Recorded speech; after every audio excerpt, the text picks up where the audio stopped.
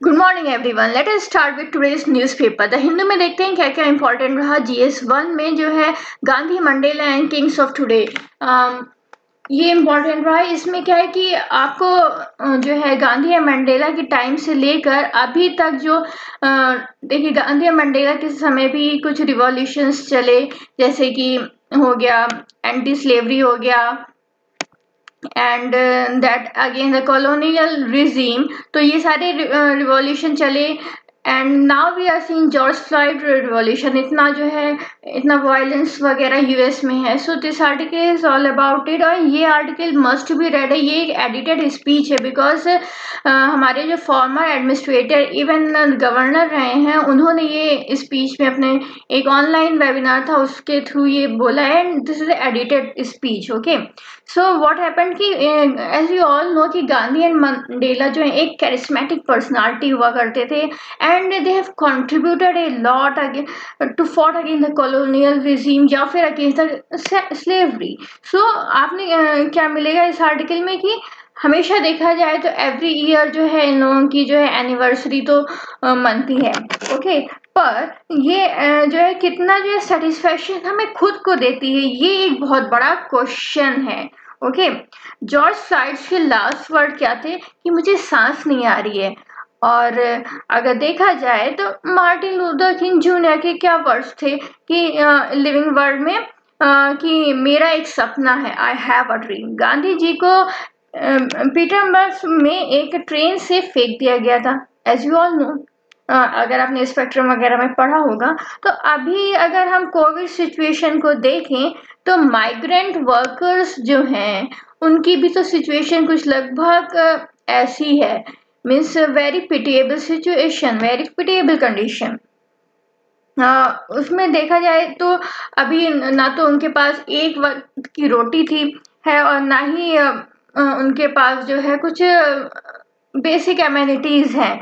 सो उनको क्या हुआ कि दे वर फोर्स कि वो अपने घर की तरफ जाएं, माइग्रेट करें। और अगर देखा जाए तो मिडिल और रिच क्लास पीपल इस लॉकडाउन टाइम में क्या कर रहे थे, they were enjoying movies, good food, webinar, online class, etcetera etcetera. So अगर आपने देखा होगा कि बहुत सारे लोगों को रेलवे फैसिलिटी बाद में सरकार ने अरेंज कराई। बट हुआ क्या, रेलवे फैसिलिटी तो अरेंज कराई पर उसमें कितना उन्होंने सुपरविजन रखा, कितना जो है क्या कहते हैं उसका हैविंग अ सोशल डिस्टेंसिंग, इसका कितना उन्होंने ध्यान रखा। बहुत सारी डेथ्स आपने सुनी होगी कि कंपार्टमेंट्स में हो गई, पर किसी ने क्या रियल रीजन उसका देखा? Of course not. हो सकता है कि बहुत सारे लोग सफोकेशन से ही मर गए हैं, क्योंकि इतना ज़्यादा जो रश हो गया था ट्रेन में, कुछ कहने को नहीं। और सोशल डिस्टेंसिंग की तो धज्जियां ही उड़ गई। इसके बाद जो है इवन अगर देखा जाए तो फीमेल हीरोइंस भी यहाँ इस लॉकडाउन टाइम में देखने को मिली।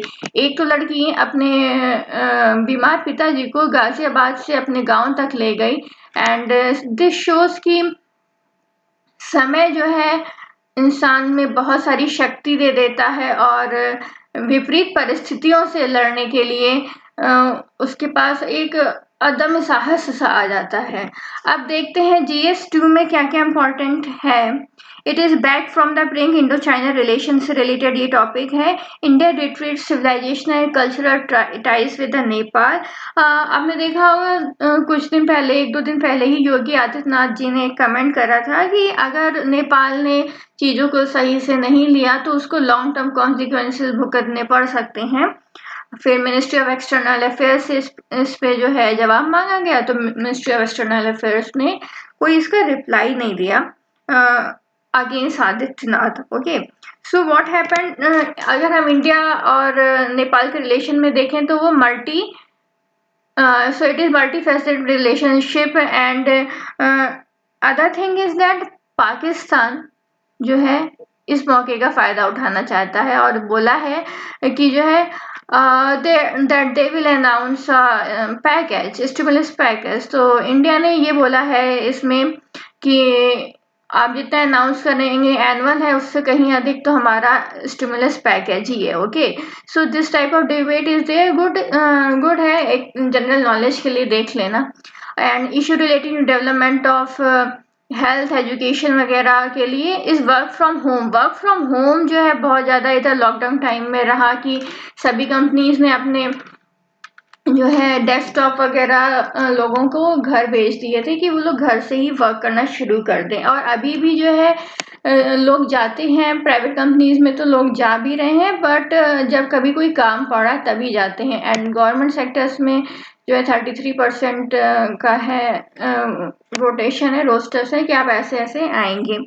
सो अगर न्यू ट्रेंड देखा जाए तो कि ये एसेंशियल है, okay, work from home, but other thing is to be done in time. क्या देखा देखा जाए तो ऑनलाइन देखिए, हाँ, वर्क फ्रॉम होम का अगर परमिशन है तो ये क्या है कि अगर आपको कोई वर्क दिया गया है तो उसको आप जो है विद इन द टाइम करिए, तभी वो वर्क फ्रॉम होम जो है सक्सेसफुल रहेगा, और तभी वो कंपनी प्रॉफिट करेगी, और तभी वो अपने एम्प्लॉयज को लेट इट भी करेगी, okay you can do work from home. और ऑनलाइन एजुकेशन के बारे में बताया है कि ऑनलाइन एजुकेशन या फिर ऑफलाइन एजुकेशन में कौन सी बेटर है। So in this article he has given कि offline education is better, because क्या होता है कि इसमें फेस टू फेस इंटरेक्शन होता है, और सोशो इकोनॉमिक डिफरेंसेस जो हैं, हर तबके का इंसान वहाँ पे आता है, तो सोशो इकोनॉमिक डिफरेंसेस है ये डाइल्यूट हो जाते हैं। बच्चा एक दूसरे से इंटरेक्ट करता है तो उसको दूसरे कास्ट और दूसरे कल्चर के बारे में भी पता चलता है। So this is good for the online education. और अगर देखा जाए तो अपना जो कंट्री है वो जो है मिडिल क्लास ग्रुप ज़्यादा है यहाँ पे हो सकता है कि हर एक घर में एक ही कंप्यूटर हो, और वो कंप्यूटर लगभग 4 to 5 लोगों में शेयर हो। तो यहाँ क्या होगा, यहाँ पे बहुत ज़्यादा डिस्प्यूटेबल चीज़ें होने लग जाएंगी, कि हो सकता है कि जेंडर बायसनेस होने लग जाए, और हो सकता है कि यंगर और ओल्डर उसमें जो है वॉर्स ही छिड़ जाए। तो प्रेफरेंसेस हमेशा जो है ओल्डर लोगों को ही मिलने लग जाएगा कि नहीं, उनका वक्त ज़्यादा ज़रूरी है। So these things can occur. और इंटरनेट प्रॉब्लम देखा जाए तो बहुत ज़्यादा है, सिग्नल प्रॉब्लम भी बहुत ज़्यादा है। तो these are the topics told in this video, कि जो है अगर देखा जाए तो गांव में सिग्नल ही नहीं आता, लोगों को 1-2 किलोमीटर तक चलने जाना पड़ता है तब जाके सिग्नल आता है।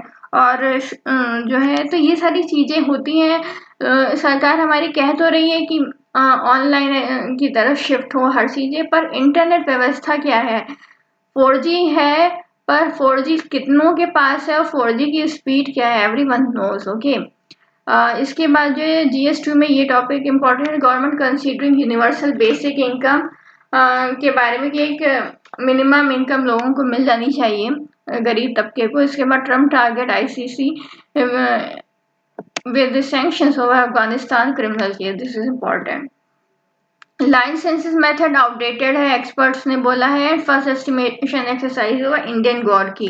So these things are important. इसके बाद जो है गांधी एडिटोरियल पेज में आपको Gandhi Mandela and king of today ये वाला पढ़ लेना, मैंने आपको पहले बता दिया है। बैक फ्रॉम द ब्रिंक और is work from home feasible in the long run. So these things are important. Prelims important news में IIT Madras top institution in government ranking, इस टॉपिक को जो है मैं आपको जो है इंडियन एक्सप्रेस वाले जब न्यूज़ कवर करूंगी तब आपको डिटेल में बताऊंगी। आगे बढ़ते हैं और देखते हैं जनरल इंफॉर्मेशन में क्या इंपॉर्टेंट है। देखिए स्लम पोल्यूशन मोस्ट ICMR ने बोला है। अब थोड़ा सा इसके बारे में पढ़ लेते हैं। देखिए जो है ICMR ने ये बोला है कि पॉपुलेशन इन द डिस्ट्रिक्ट जो है वो दिखाता है कि सार्स और कोविड-2 से लोग ज़्यादा संक्रमित थे, वो ज़्यादा ये इस चीज़ को फेस कर रहे हैं। और अर्बन एरियाज में देखा जाए तो 1.09 टाइम्स हायर है देन इन रूरल एरियाज। ऐसे ही पिछले टॉपिक में अगर आपने वीडियो देखा होगा तो इसमें एक टॉपिक था जिसमें कवर था कि रूरल एरियाज जो है ज़्यादा जो है इस कोविड सिचुएशन को अच्छे से फेस कर पा रहे हैं in comparison to urban areas, क्योंकि वहाँ पे स्लम्स ज़्यादा हैं और काफ़ी कंजेस्टेड जो है टाउन्स वगैरह हैं। एंड इन्फेक्शन फैटेलिटी रेट देखा जाए तो 0.8% है। And lockdown containment was found successful. अगर इसमें ये भी बोला है कि लॉकडाउन और कंटेनमेंट था, इसीलिए जो है थोड़ा सा जो है हम डिजीज को स्प्रेड होने से कम रोक पाए हैं। And moving on to the next topic, हम देखते हैं इंडियन एक्सप्रेस में क्या क्या इंपॉर्टेंट है। ड्राइंग द लाइन, ये एक हिस्टोरिकल और करंट पर्सपेक्टिव जो है चाइना का और इंडिया और नेपाल का, ये ट्रायो का जो रिलेशन है इस टॉपिक में अच्छे से कवर है। एंड आइडियाज पेज में आपको कुछ भी नहीं पढ़ना है। इसके बाद एक्सप्लेन पेज में आते हैं और उसमें देखते हैं क्या इंपॉर्टेंट है कि more recoveries than active case but how relevant active is that. इसमें क्या है कि बताया गया है कि फैटेलिटी रेट जो है वो कितना है, वो 2.8% है। ओके, अब ये फैटेलिटी रेट क्या है कि वो लोग जो हैं जो कि टेस्ट करे गए हैं और इनके ये सिम्टोमेटिक पाए गए हैं, उनका ही ये फैटेलिटी रेट है। ओके, और तो इनका ये फर्टिलिटी रेट काउंट हुआ गया। Why asymptomatic case matter? Asymptomatic case कौन से होते हैं?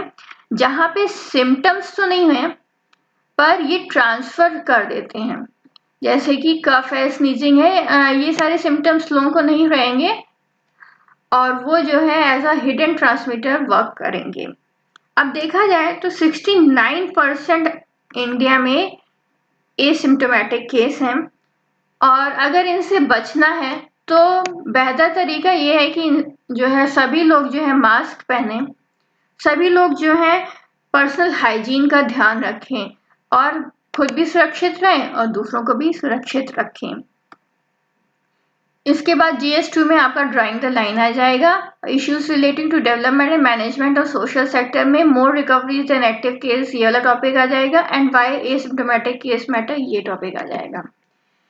GS2 में ये एजुकेशन से related IIT Madras top NIRF ranking हुई, JNU second among the universities. अब थोड़ा सा इसका डिटेल में हम लोग देख लेते हैं।